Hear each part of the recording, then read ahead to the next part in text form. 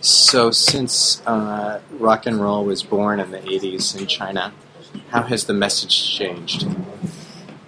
I think the pessimist would tell you that the message has left the building, that the message is more about playing rock music rather than doing something with rock music.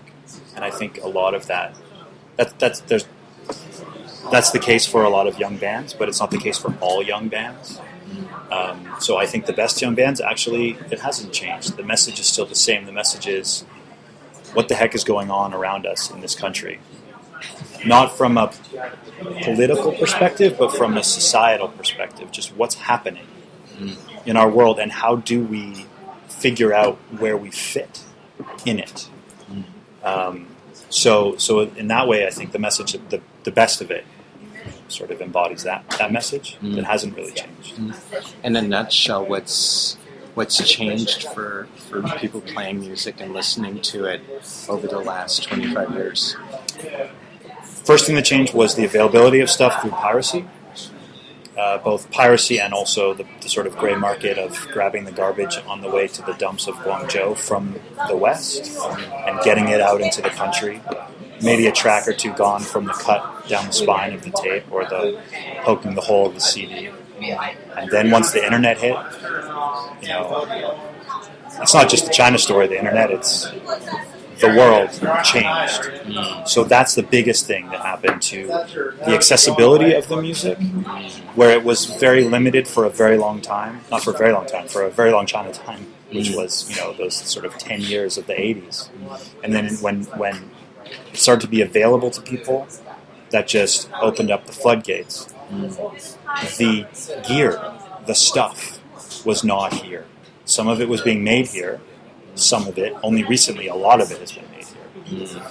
And it was so out of reach for so many people. The first guitar that was bought in Beijing, according to the guy that says he bought it, was in 1981 or 2, and it was 80 kwai.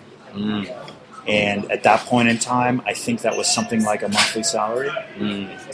But now let's thinking about the music. Sure. When we say people are singing about what's going on around them, how has the lyrics, how have lyrics and the message of music changed since the mid '80s? The first thing is that there's a lot of it in English, or a form thereof, a Chinglish, I guess you would say.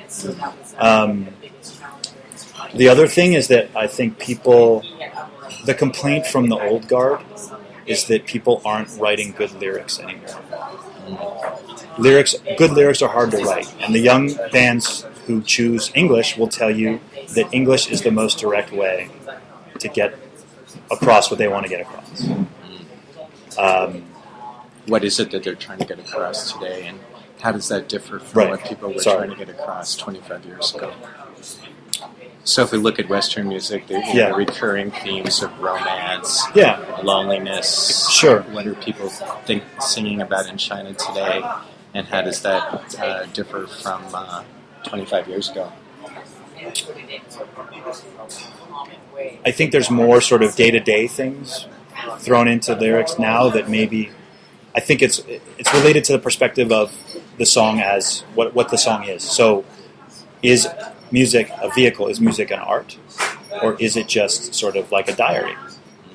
I think there was an idea that you had to tell people something not specifically, but to help them understand things. Whereas in the contemporary sense, it's more about telling people about yourself. In a very general sense. I mean, obviously this doesn't apply to every single band all the time, but that's the sort of difference between the generation born after the 80s, the Baling Ho, and the generation born before, where there's this collective idea versus me and why I'm different and why I am. So a lot of it is the difference between 60s with social themes and a me generation that came after that that you can see in Chinese music today. How has the business of Chinese music changed over these 25 years? What business?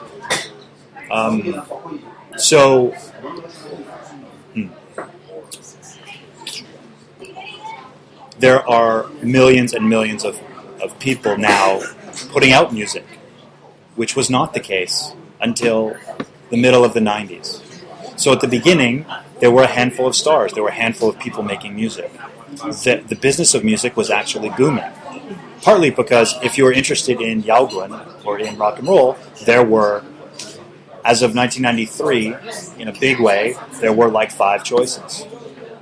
And they sold millions of records. They sold platinum-level amounts of records. And Taiwanese record company that sponsored them in the beginning, Rock Records, made a lot of money.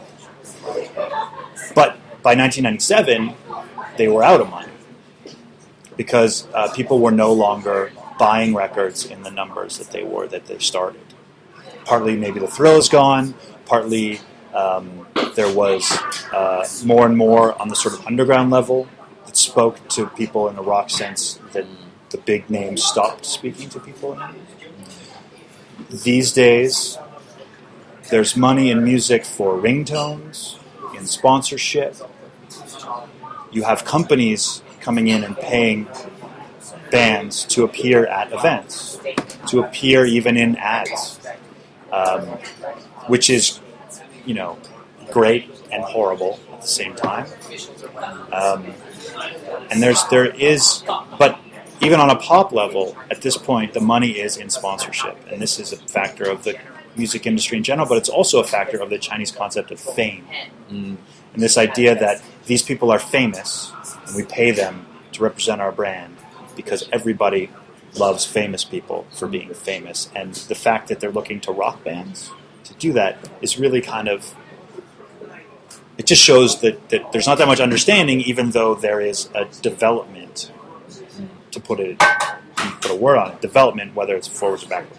Who's leading? What kind of companies are involved in that kind of commercialization of the industry? I would say primarily in terms of rock bands, it's foreign brands like Converse, like Adidas.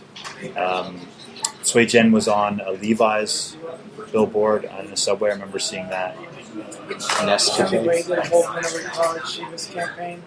Who did? Chivas. Okay. Pepsi did a big rock battle. Pepsi did a battle of the bands as well.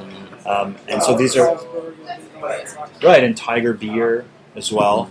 So it's multinationals that have experience with artists overseas that are looking to the same type of and I'm trying to people that they can work with. I'm trying to think of some local companies because I'm sure there are some. I mean, Mengyo, right, paid Reflector, a great band, to record a version of "You Are My Sunshine" for their commercial in a totally straight up pop punk. Like they did it. So that's. So of course, rock and roll has its own history in the States, and it's an import to China in a way.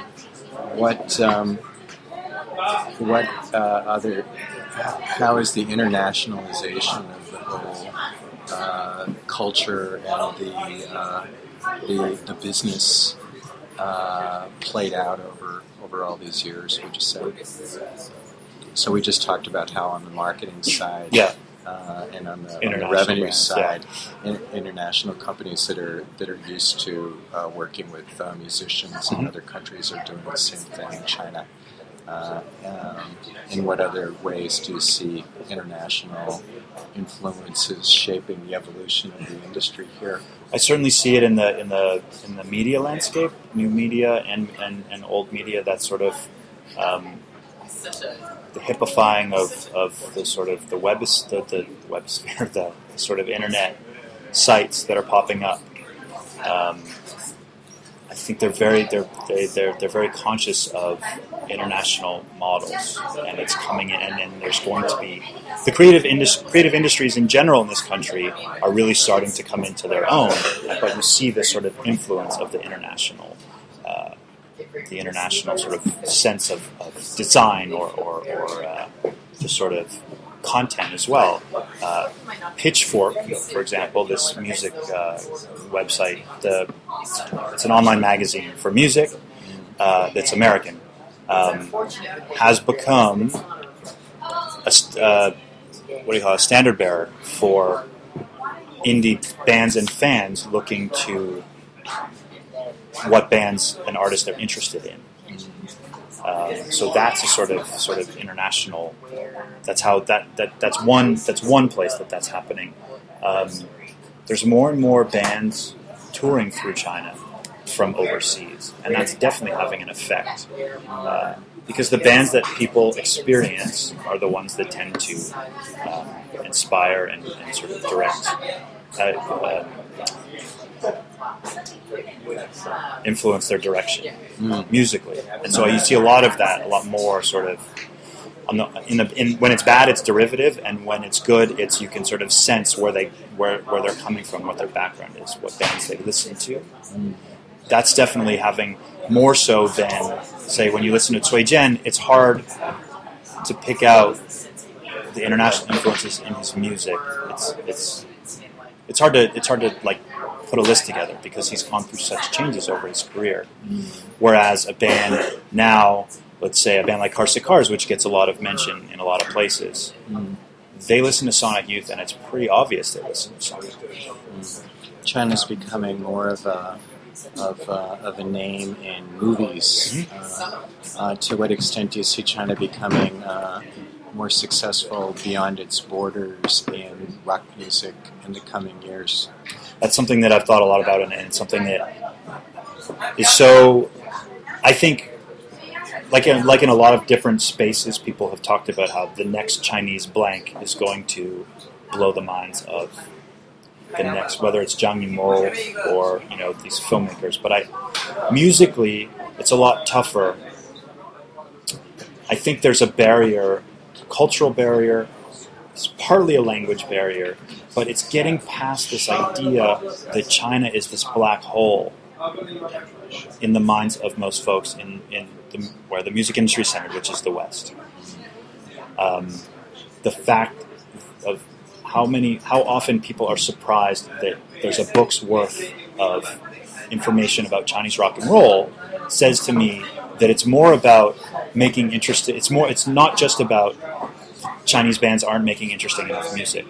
It's about the consciousness of China outside of this country. And so that's a huge hurdle to overcome. But I think that those who sort of embody the sort of the march that Yaoguan has taken, that they're going to create. That's why I like using this word Yaoguan, not just Chinese rock and roll, because it's something that's different at best. When it's at its best, it is something that is different, and so that to me is what it's where its hope lies. Because if it's something different that is thrown back at people, that's familiar, but it's just a new take on the whole thing, I think that's where it's going to blow people's minds musically. So then, with that as a backdrop, what role would you say companies like Disney or Universal have in the Chinese and kind of the internationalization of the entertainment industry in China? Of course, they're bringing different things into China. Right. What's the potential for them to bring things out of China?